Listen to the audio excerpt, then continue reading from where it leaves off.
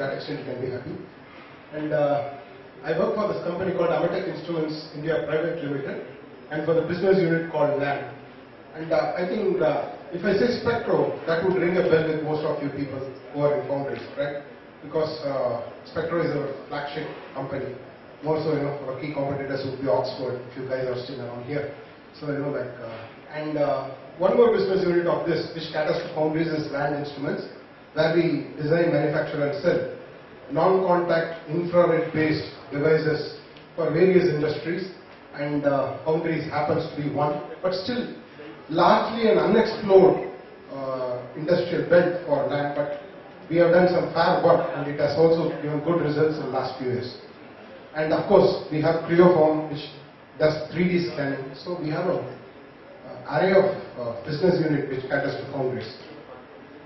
So the thing is, the present challenge with respect to our theme, saying casting a greener future, would be, though it's not very significant, I would still say, the conservative way of measuring temperature till now in industries is using a diptych thermocouple. Okay, so our intention is to replace that or reduce that drastically and do it digitally. Thereby, your usage of dip comes out. Okay, some of the things, though it's not very conspicuous in industrial terms with respect to this theme, is what I hear is the dips which they use, apart from the pain that it can vary anything between 100 to 3,000 dips a month, depending on the size of your foundry, is its disposal, on how, whether it's to mix with slag and dispose it. Some people crush it and it goes along. Some people flush it down the sewers. And these are not something which I am telling, these are what the foundry people told me on how they dispose their dips.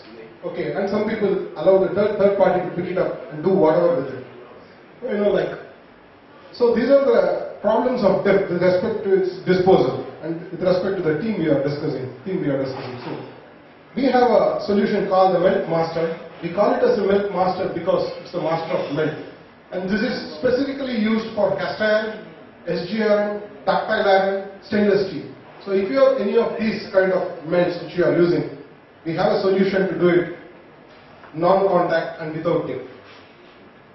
And of course, the miscellaneous benefits, I would say, though this happens to be the key ones with respect to the foundry people to whom we have served, is return on investment. What do they get back for what they are paying us? And of course, what's the value proposition? And this is the Melt Master. It's a simple infrared device. Nevertheless, it is designed specifically for molten material, furnace molten material, okay, for foundries and for integrated steel plants, which is the wavelength for most of your molten metal, ferrous molten metal, because that falls in the band of 0.3 to 0.6. So we have designed it, and you get a very good linearity if your temperature is between 1000 degrees and 2000 degrees. Okay. As you can all see, this is just a simple handheld device, nothing to dispose except you have a 9 volts battery here inside, which can be either rechargeable or a use and throw one. Okay, and one battery can easily last for 2 months. It can store data, 10,000 readings of it, data timestamp, which goes good for anything between 1 month and 2 months, and that's all. So probably what you spend as a disposable here in form of one battery would be 80 rupees or 90 rupees once in a month. In integrated steel plant, it goes to blast furnace where you have molten metal. And for foundries, of course, it goes right from, that is, they could not measure the temperature when they are pouring on the last mold. Okay, when I'm talking of manual foundries, was one of the audit points of the end users of one of my customers. Okay, with this solution, we were able to remove that audit point of our customer. So, what is the USP of it? We have an algorithm called Melt Master algorithm, because what happens, the surface of a molten metal is most hostile. Okay, it is like our Baja Bada. Okay, very hostile. You have flame on it, you have fumes on it, and it keeps fluctuating. So it's a very hostile. So we have an algorithm. What happens? Once you fire it, it doesn't take one reading, but it takes a burst of reading. Then it negates all the false values out of it, and then it takes the true value. Then out of the true values taken, it averages that out, and then it gives a very true reading. Anyway, I will show you why it is such a successful product a little bit later.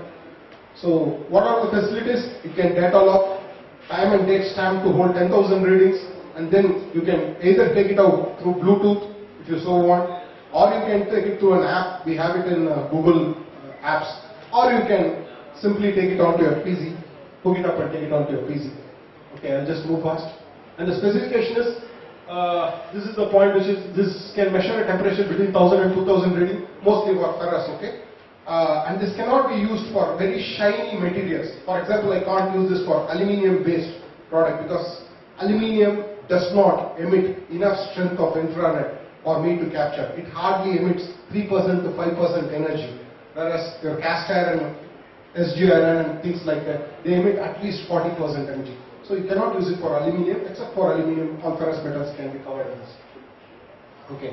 And who all have got benefited out, and this is a very truncated list, okay. So if you see, I come from Chennai, so my backyard is Coimbatore foundry. So most of these foundries would be from Coimbatore. But the things which I have highlighted in red are group of foundries, okay. They have all type of metals, okay. They melt cast, they melt SG, they melt SS, okay. And some of these foundries are also oldest of foundries as well, okay.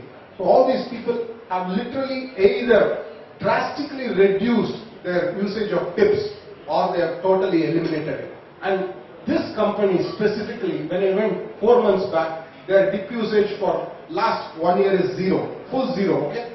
And when I told that they still need to have dip because that's the primary form of measurement, Mr. Ramalingam, he's the guy, he told, you don't teach foundry techniques to me, I know that. And that's the reply I got, and that's the confidence they had in this solution. So, you know, this one, Keswalk, is one in a very interesting industry because they have around 10 furnaces.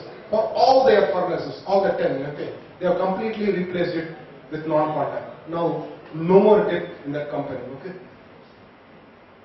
And magma electro castings, the reason why I put it in green, this is the oldest, to the best of my knowledge, because I am in this company for the last 6 years. From 2007, these people are using this, and still they are using 2 of our units, absolutely no issues, and absolutely no deaths as well. So, I would say that, apart from not polluting the environment, here is a solution from Ametek Land Instruments, which gives you return on investment and value proposition. Value proposition in the sense, how I say, you know, when I was speaking with one of the guys, who was the guy, you know, he's a lower end guy who takes the dip measurement in the foundry, okay, he came to me and he told, like, you have made my life very easier, now I do not have to go so close to the thing and take the thing, okay, so that's a good feeling for me, you know, I have made someone's life comfortable. And the owner of the foundry is very happy because his return on investment is done. The value proposition is there. He is getting a temperature on the furnace, in the port, and he gets it. And all he spends is for one battery once in 2 months, if it happens to be a user phone. Else, if he is using a rechargeable one, it goes on and on. Thank you very much. That's what I have to say from here. Any questions? You can ask me. Else I have. Price. Show me your ears, sir. I use it. Okay. The thing is, yes. Side, that side. Okay. And pound is at 80 rupees today, okay? Lowest that give me a chance. And now it is the old man and young generation, so I let this go. What I am going to, the subject I am going to cover is the development of that last 6 months. That is, WhatsApp groups or other social media groups helping in information dissemination along the foundries. Now this the explosion of the media, by media I mean here, not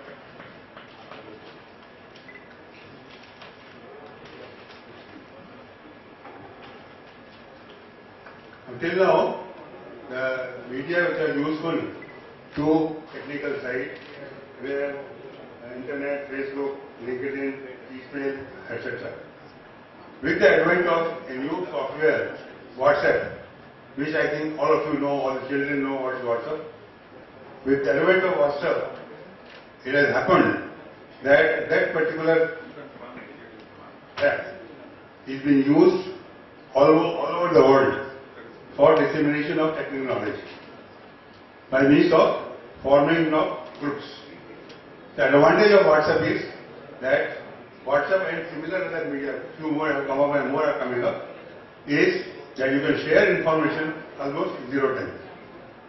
You ask a question to a group member, these groups well-known members, and tell you now, you have a problem, you ask for a solution to the group, your data or your information goes to the group, they think over it and give a reply. By virtue of that, you find that whatever you know, whatever you want to know and learn about the modern foundry practices suited with the current trends, you can find out. Now the first WhatsApp group, right now they are about first WhatsApp group was started in called Foundry, was started in 2014 by Mr.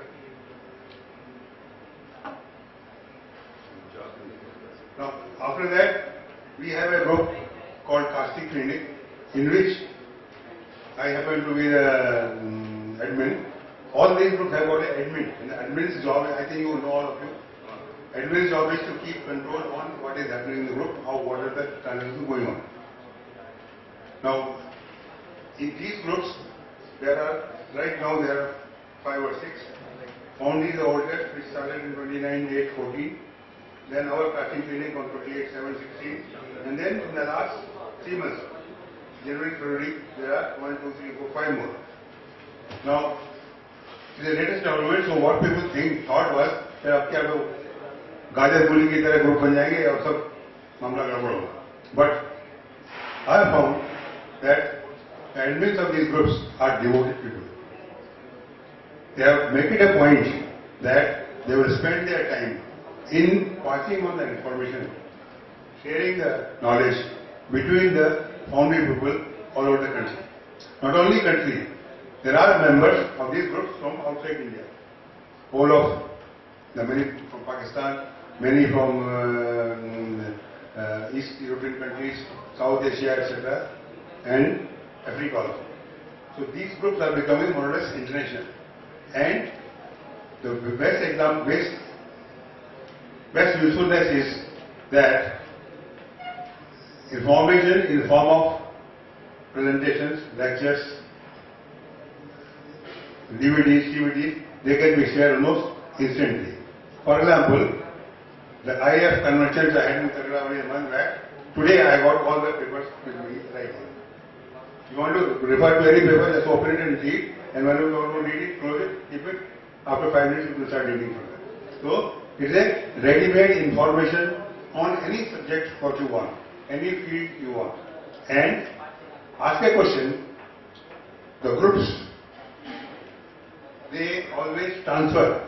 For all these 5 groups, there are about 10 common members, whom I call, they are the devoted people for the WhatsApp groups. They are common members, and they act as a coordinator between the different groups.